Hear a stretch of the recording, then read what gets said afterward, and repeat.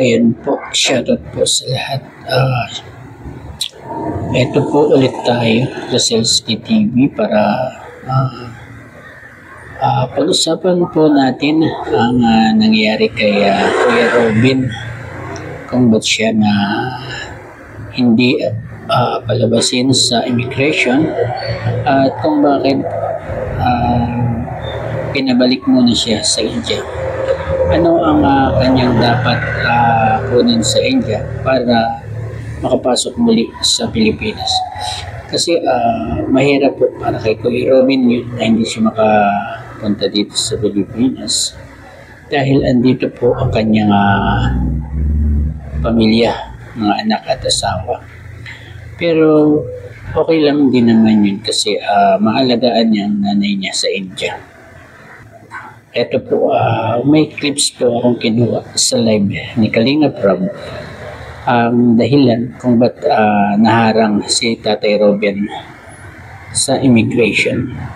Halika po, panoorin na po natin.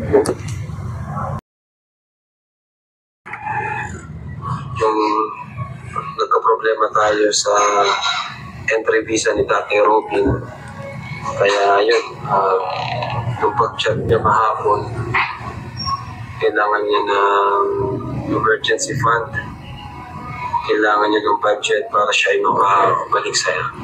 Kasi andito na siya sa Pilipinas. Ang nangyari, hindi siya pinapapasok dito ng airport, hindi siya pinapalabas kasi kailangan niya ng entry visa. So ngayon, kailangan niya kumuha ng entry visa sa India, so kailangan niya bumalik.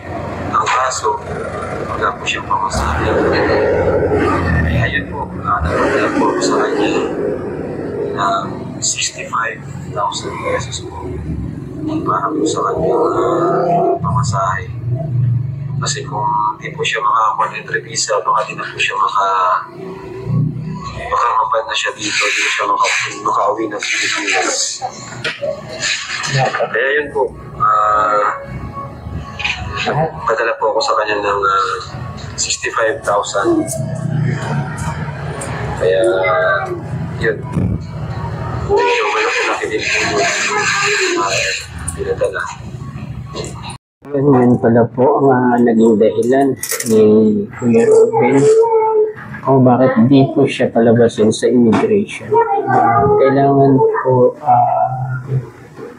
hiningan po siya ng entrance visa para sa Pilipinas.